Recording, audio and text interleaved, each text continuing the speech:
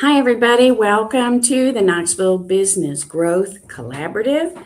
Today, we are talking about artificial intelligence, just like last month. This month, the question is it a job taker or a career maker? And we're going to just explore the the ways that you can transform fear into opportunity in the age of artificial intelligence. So you don't have to be afraid and you don't have to be one of the ones that feels like a victim in this new industrial age. Someone here in the room called this one of the new industrial age. It's the fourth one that we've had, and we're going to hear more about that in a little bit. So let's get started with the presentation. And, okay, just drop my slides out of the, here we go. There we go now. All right, so everybody who's here in the room, and if you're online with us, put it in the chat, raise your hand if you have ever even dabbled in a little bit of AI. You tried it, maybe not, okay, not everybody. So that is okay, but let's keep your hands up or put your hands up if you've ever felt like, is this going to take my job? Or is this really putting me in any jeopardy of a livelihood? No, nobody in the room has felt that way. That's interesting. So we'll watch for you to make comments online. If you're watching the replay for this, go ahead and put your answers in the comments and we'll keep the discussion going because things, like I said, things change with AI. It was that they were changing every few months and then they were changing every month. And now it feels like almost every day it's speeding up so fast. So if you felt like that, like, is this thing going to take my job? Some people in certain career fields probably feel a little more prone to feeling that way. For example, copywriters and screenwriters, people like that have felt like, oh man, this technology is coming for my job. So let's talk about it.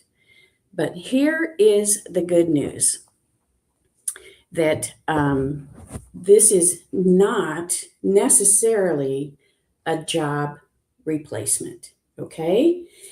In the next 40 minutes, we're going to talk about how AI takes jobs. And we're going to talk about how it doesn't take jobs, it gives them superpowers, okay? If you use AI, AI can't do anything without a human being driving the action, okay? So, because it turns out AI is not coming for your job, it's coming for your busy work, okay? So we have a little handout here in the room that we're gonna follow along, and that is one of the truths of today, that AI is not coming for your job, it's coming for your busy work. And so imagine this. You can write let's say I feel like everyone in the audience has probably been to an event, a big event like a conference or something like that, or even a wedding, some event that someone had to put on. There are a lot of moving parts in that event and a lot of people involved in getting all that work done. So we're going to go through our examples as working with an event planner. So you'll get to see the behind the scenes of what happens when you plan an event, and you'll see from the person side, the attendee side, how these things all take place. And you're going to see how AI can help tremendously in the event planning business field. So imagine this. AI can write your event proposal draft. So whatever business you're in, it can help you write a draft for a proposal. It can help you brainstorm ways that you can speak to a potential customer to solve their issues. It'll even brainstorm what their issues are. You can pull up records from previous years in your business and use that trending information to predict what's going to happen in the future. And you can generate theme ideas and pictures to go with your marketing so you can grab their attention, let's say on social media or on your advertising. But AI can still not shake a prospect's hand, make that personalized connection. It can't read a room. It cannot walk in. AI can't just be in the room and understand that there is unrest happening afoot or there's a lot of loving or sadness going on in that room. AI can't do that. And it can't calm down a stressed out client. Can't do that. So you are not replaceable, and AI will not replace you. That is your domain, and that is your magic. So today's conversation is about flipping the fear. All right. So the old question was, will AI replace me? That was the old question just a couple minutes ago. So that's no longer the question, is it? The question now is, how can AI amplify me? How can AI multiply my efforts, expand my reach, amplify the things that I know how to do? So today's conversation is about flipping the fear. By the time you leave, you'll know 3 ways to use AI that save you hours each week while making your creative work better, not blander. So, can I get a quick yes from everyone who'd like a little more creativity and a lot less chaos in their week? Yeah, can I hear it? Thank yes. You. Yes. Ooh. All right, perfect. Let's dive in. So now we agree that AI is not coming for your job. It's coming for your busy work. Let's talk about what that actually looks like. Imagine an average week. What kind of stuff goes on in your average week that you're juggling things? You've got too many things coming at you. What kind of things are they? Like email, I think of for one, right? And phone calls maybe, and trying to figure out, for me, what are the right words to say to this person so they'll understand what I do for them versus this person, because they're different people, even though my services are available to both of them. So people in the room are nodding. If you have something that you can think of, put that in the chat, and we'll keep the conversation going. And so just imagine your average week. What if you could take up to 40% of that routine, mundane, annoying tasks off your plate? You can't just not do them, because what would happen? How bad would that be? Your business would not survive. They are, like I said, routine, mundane, annoying, but they're also very important. They're integral to the success of your business. Reading and answering emails, or just filtering them out and putting them in a spam folder or whatever, and reminding people to come to appointments, actually scheduling those appointments, all that back and forth. Oh, I have Tuesday at 10 o'clock. Oh, I can't. How about Friday at 2 o'clock? All that back and forth, you can eliminate that by using AI and automation. And when you get those things like invoicing, a lot of people, there's too much manual work on invoicing, and then you have to chase and follow up the people that didn't pay their invoice. So you can use automation and AI to handle a lot of that for you. And so then what are you left with? You're left with time on your hands. And what can you do with that?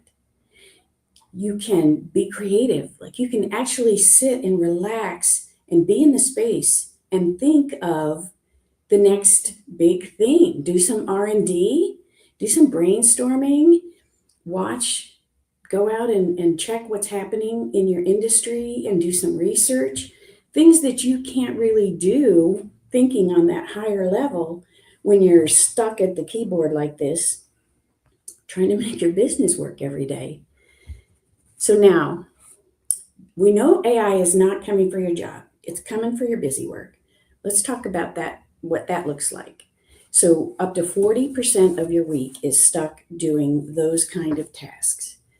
And who would love to get a couple hours per day back in your schedule? That is a big old yes from me.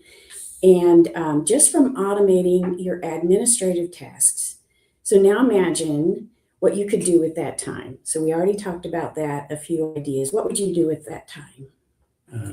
Probably spend more time using AI to do more things. Spend more time using AI to do more things. I love that. What about you? Anything you can think of you would do? Yeah, I would work less and spend more time with my wife.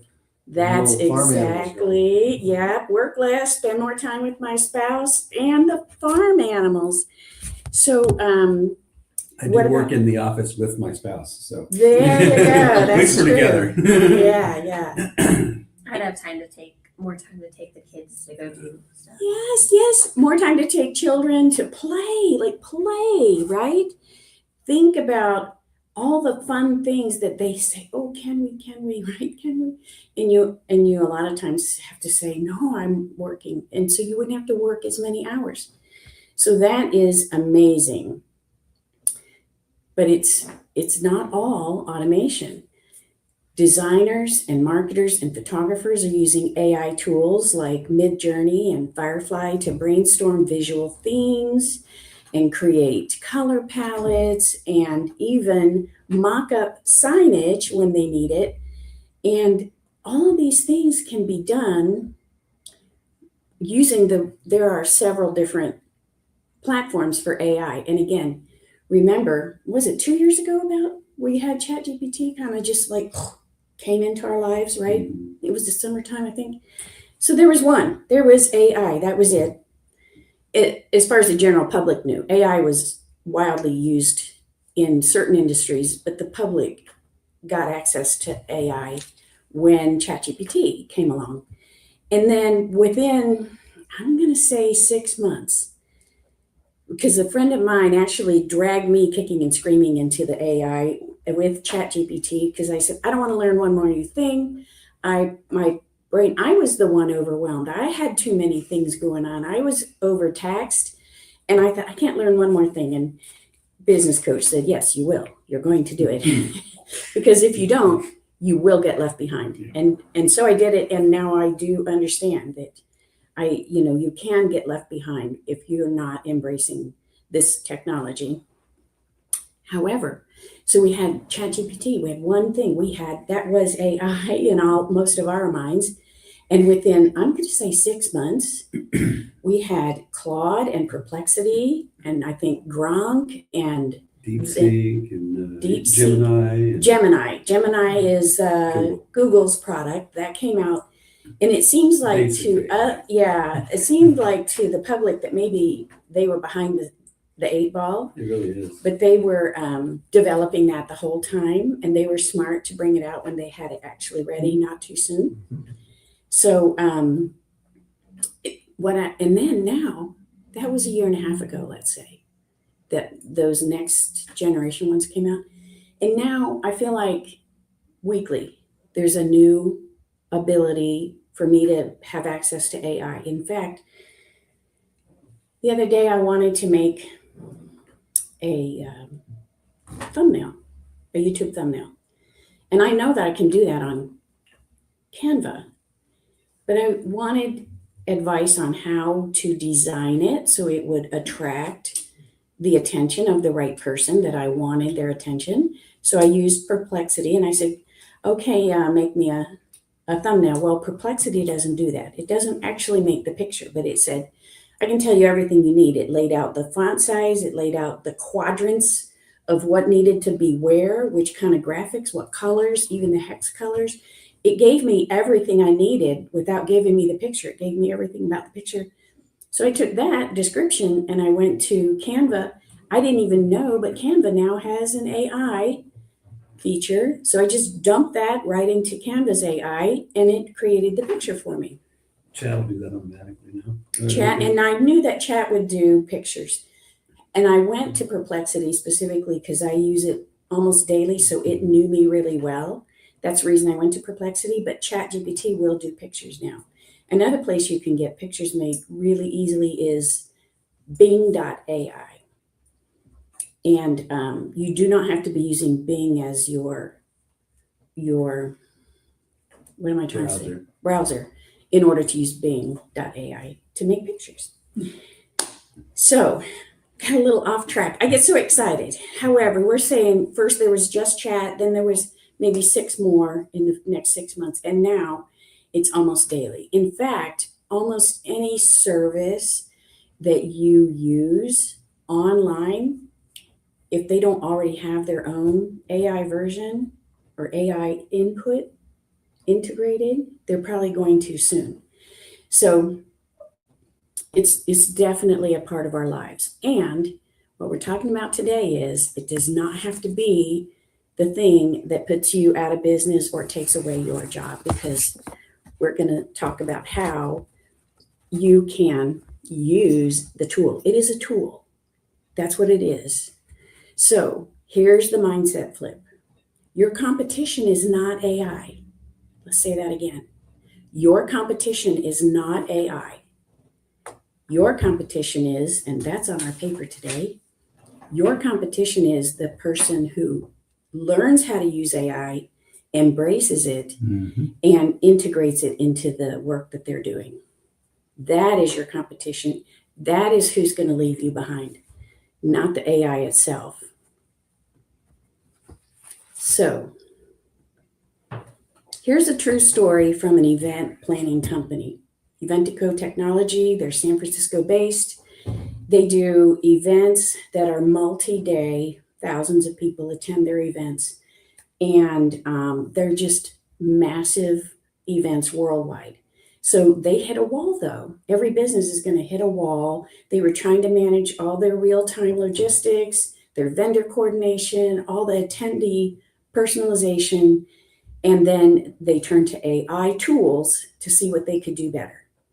And so here's what changed. The AI powered predictive analytics helped them forecast the attendance levels, attendance trends. For example, how many people are going to sign up by what deadline? How many people are going to attend on the first, second, third day? Those kind of things. Chatbots. So a chatbot is when you go to a website, it's often down in the bottom right corner, but it could be anywhere. It's just a little friendly AI-powered helper that wants to ask you questions and help you navigate or get answers that you need. So chatbots handled routine attendee queries in real time. So before the event, even while people were signing up, imagine how many human hours were freed up to work on other things from people not answering emails or phone calls with the same questions over and over and over and over and over and over and over from thousands of attendees. So they use chatbots to handle just the routine questions. And then their chatbots, if it was outside of their expertise, they could pop it to a phone to a person who could answer. And then they used facial recognition check-ins. It reduced registration time dramatically. If you've been to a big event like this where there were thousands of people and the whole thing's going to start at a certain time, within an hour of that time, it just becomes a mob. And there are people trying to hand out packets and check a list for your name, and it's a mob. And so they were able to use facial recognition. So the line of people, it paused briefly for someone to look at the right spot and their face was recognized. They have a ticket, you get to go in.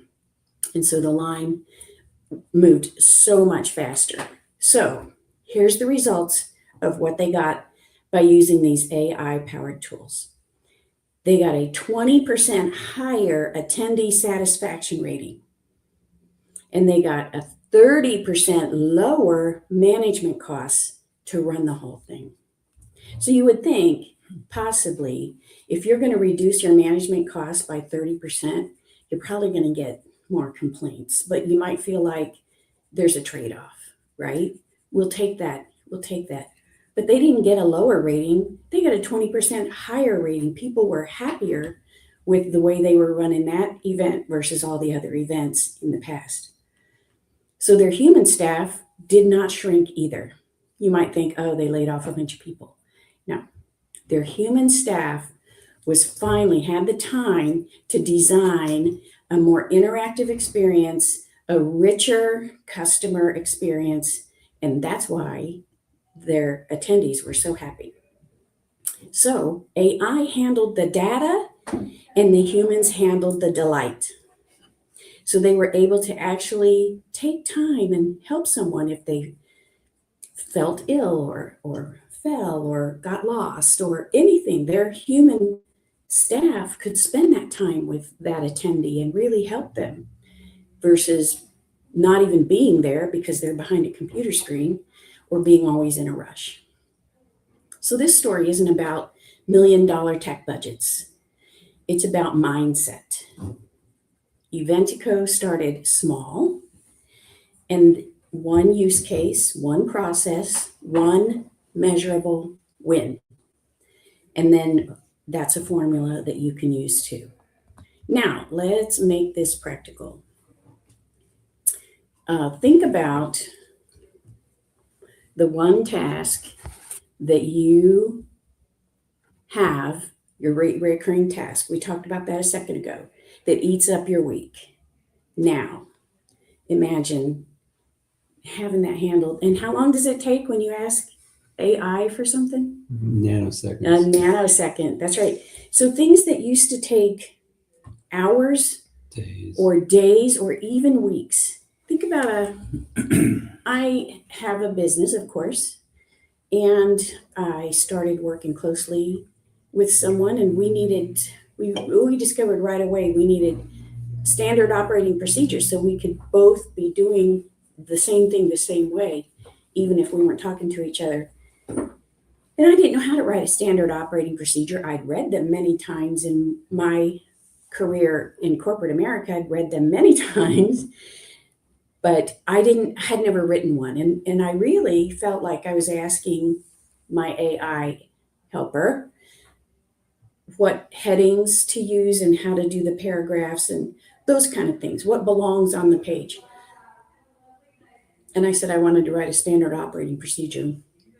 This is the company, these are the two people, this is our expertise, this is how we interact with each other, this is the product that we're delivering. So how would I write a standard operating procedure for onboarding a new client? And I thought it would say, well, you need to put this kind of heading at the top of the page and then make your paragraphs this way and that kind of thing. But it just wrote the whole thing. Mm-hmm. It wrote the whole, and how long did it take? Nanoseconds. It would have taken me weeks, only because, certainly I'm an intelligent person, but I only have minutes a day to spend on that task. You can't spend a whole day on a task like that. Maybe if you did, you could do it in 2 or 3 days. But I didn't have a whole day or multiple days. I just had minutes at a time. So when you are very clear about what you need and you use the right AI tool, you get the answer in a nanosecond. Now, that standard operating procedure was a shell. It was not, it doesn't know us 100% that well. It doesn't know all our clients. So we needed to take what it gave us, right, and fine tune it, refine it, make that standard operating procedure actually work for our company. But it was all laid out. It had things in it that I wouldn't have thought of also. So I said, well, we need more, don't we? We need more standard operating procedures. I got that done in a nanosecond. Let's see how many more we need. And I said, well, we need one for when a customer leaves. We need to know exactly all the steps that we want to follow when a customer leaves our agency. Wrote a standard operating procedure. And then it said, now some of them, depending on which one you want to use, it'll say, would you like me to write this one? Would you like this one? And it knows based on what I've just asked it to do, well, you're probably going to need this one. Do you want me to write that one? Heck yeah, go ahead. Write that. And so I wrote I'm not kidding. 14 standard operating procedures in 90 minutes. All right. What I mean is my AI tool wrote them. What I had to do after that took some hours because I had to look at each one and fine tune it and work with my coworker and make sure we both were in agreement with what it said. But how many months of work did that save? And it all got done in 14 nanoseconds. So that's one of the things you can do. Did it put me out of a job? Did it put anyone out of a job? Possibly. If I had a person that I could hire and I had the money to pay someone that much money to write all those for me, it might have put them out of a job, but that was not the case because I didn't have either one of those. So that is one of the ways that you can use AI in your business. You can get work done so much faster. Plus, you can tell it, oh, look, you're way off base. No, that's not what I asked for. You can just type it right in there. And you'd say, this is the direction you need to be going in nanosecond. It does it again better, always better. All right. So what if you had a digital assistant to go with all that back and forth and that constant administrative tasks that you're always getting bogged down with? Okay, so what AI can do for you today is, all right, can write proposals. It can write drafts of proposals.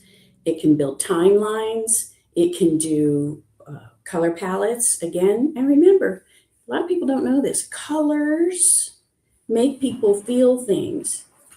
So if that's something you didn't even realize, then it's another reason to lean on an AI tool because they're trained on all those things.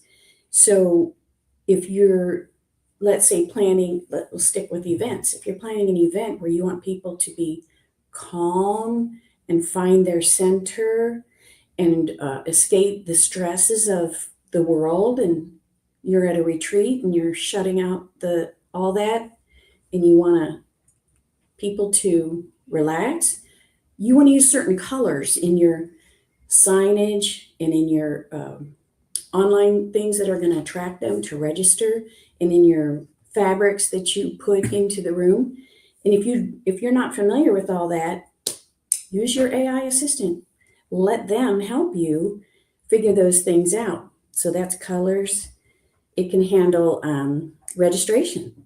You don't have to dedicate your time, energy, focus, attention, or your staff on people buying tickets and registering. That can all happen in the background. They can buy their ticket, they get a receipt, the money processes through to your bank. You can even have your bank, this is a profit first system that I use.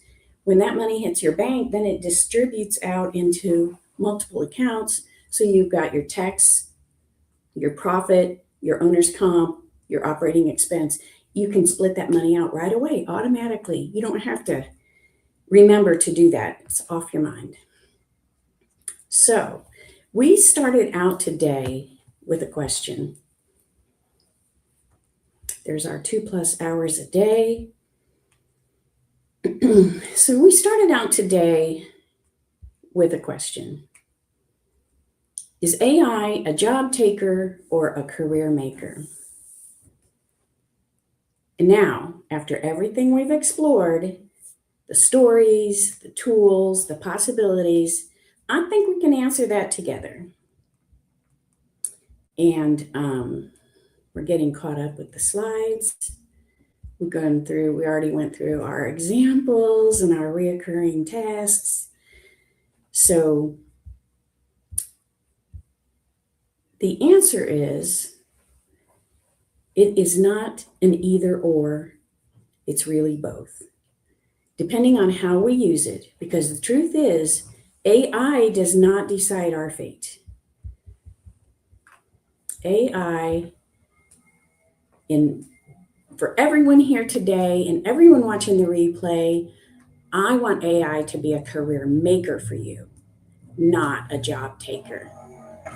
And AI It doesn't replace you, it releases you. It releases you from the repetitive.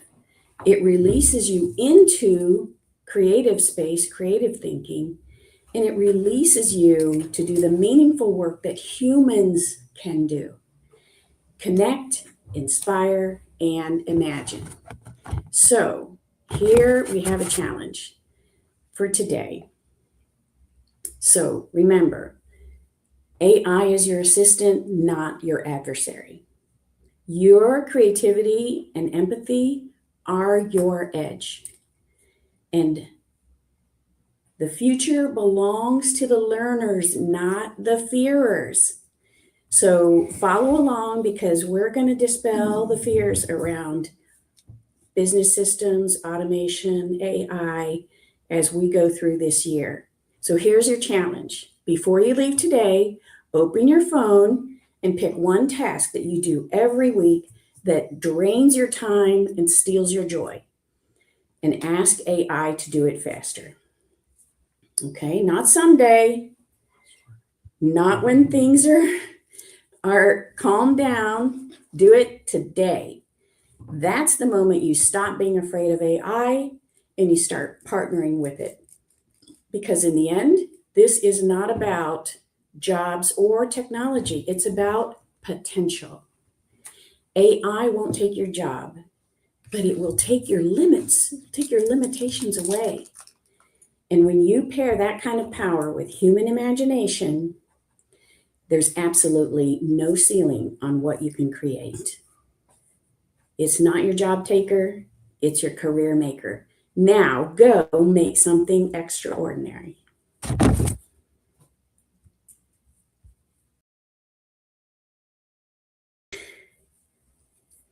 There we go.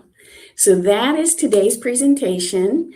And before we go to the comments, and what did anyone think about that in the room? Any feedback? Well, I use AI every day, and I have to say it's totally enhanced our capability to do what we do.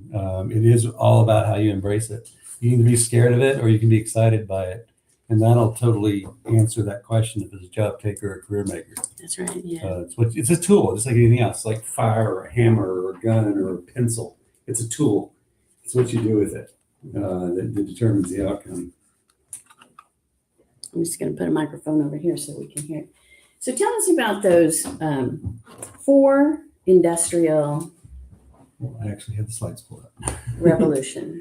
So just quickly, the four industrial revolutions. The first was steam power, obviously.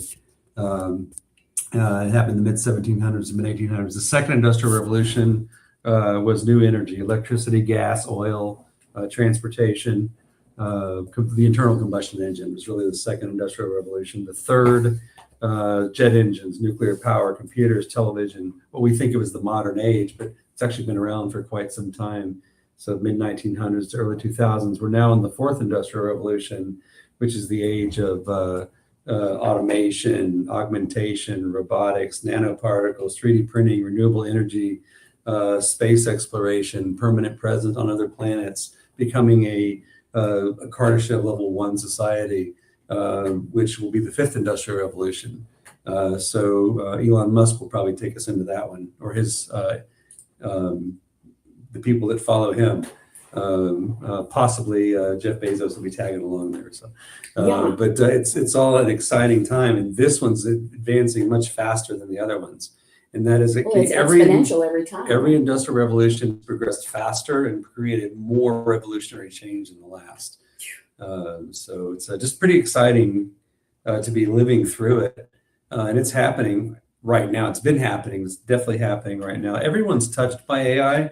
And all of the things that I just mentioned, we just don't necessarily feel it because it just happens. It becomes part of our everyday life, and we just get used to it. Yeah, But, I feel like the first time I ever saw AI, now that I was talking today and saying these things, Microsoft, a long time ago, they had that paperclip that would pop up and help you and tell you things, and it would know based on what you were looking at in the menu that you might need help with this particular thing. That was in the 90s, wasn't it? Mm-hmm. And that, I feel like that was AI, right? Mm-hmm. Yeah. So Here, let's see our the room audience here, live in person is what I'm trying to say. And so we'll get some feedback from them on a little more feedback on what we thought about today. So Eric, you've been in the AI world longer than I have. So what are your thoughts on the subject we covered today? And I mean, you're spot on. I mean, it all comes down to, in my opinion, having the right people that can build it for you. I can't say that I know how to build it by any stretch of the imagination. I definitely have the team that can do it, but I mean, it's like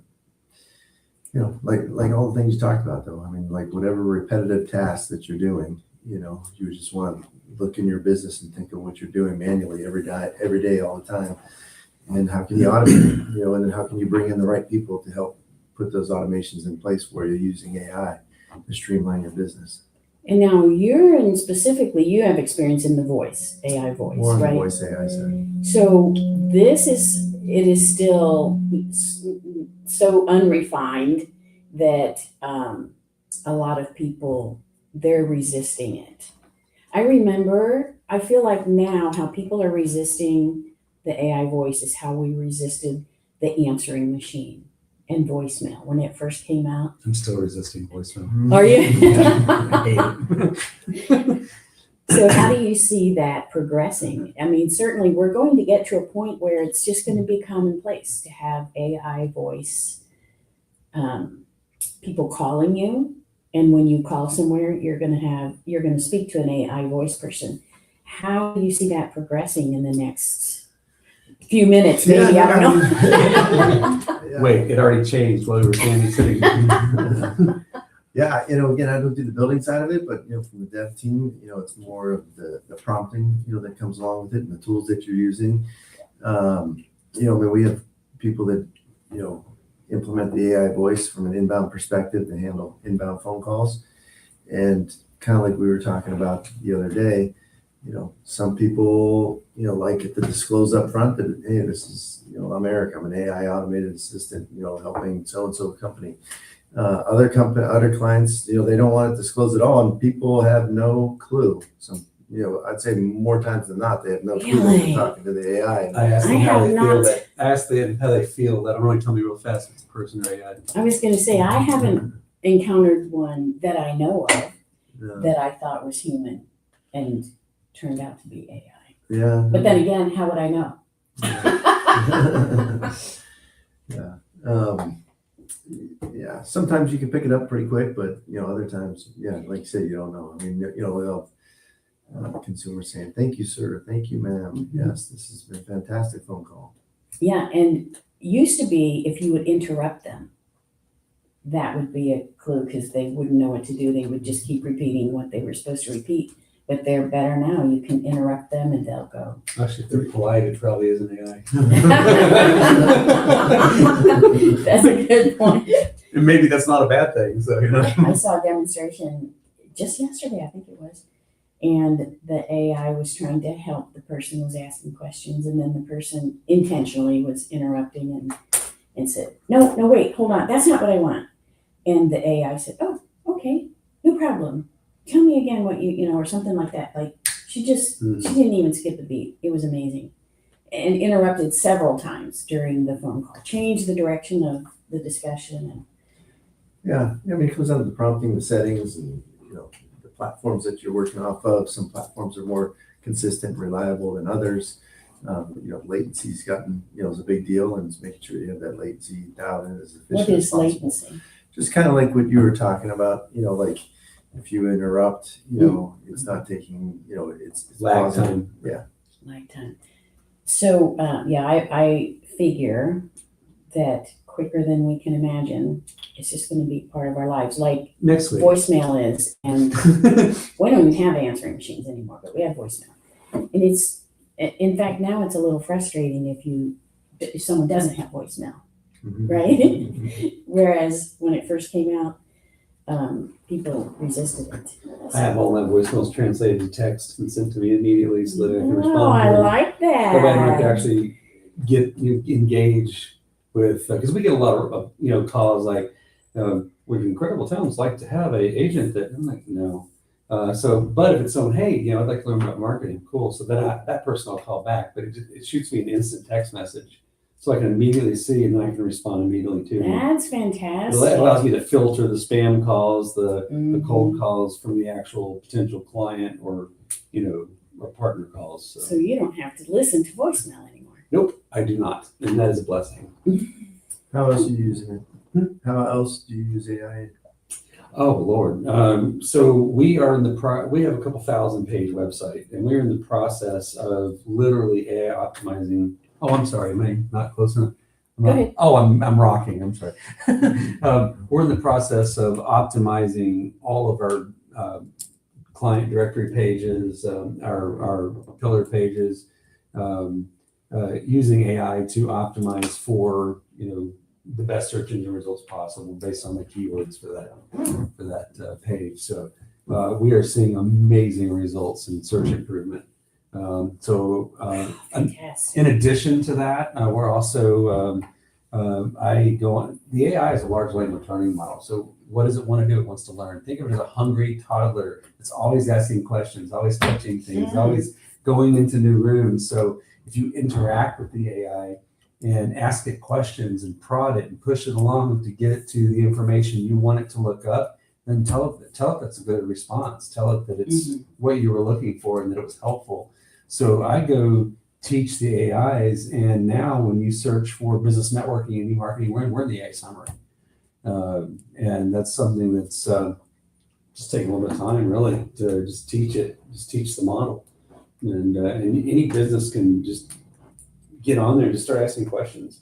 And I go do it on multiple AIs. So I spend a little time with them, but and it's interesting sometimes to see what different ones will Well, find. that's what I was going to say. I like to put the same question in multiple. Yeah, and see what you get. It's kind of interesting sometimes too, the differences between them. So Mhm. Yeah, and teaching it about you and about your business it's really helpful. But then what I understand is that everything it learns about you, it's going to use everywhere. you're teaching it, Yes. and by forcing it to go look at parts of your website or things about your business, it's going to remember them because you've now taught it that. Especially if you keep interacting. When it asks you those next 4 questions, and do one or two of them, keep asking it questions. I ask the questions until it drills down to we're done. Another thing that we do a lot of social media posting. So we use enterprise level software, of course, to manage all of that. But what I'm finding is that sometimes you hit a little bit of creativity block. So we're actually now using the AI to create a series of posts for a client and generate images for it all at the same time. It will sit there and create an entire program for you, for a client, with, hashtags, keywords, call to actions. You can tell if you want to be friendly or fear of missing out or excited or urgent or peaceful. You can give it the tone and then create an image for this post.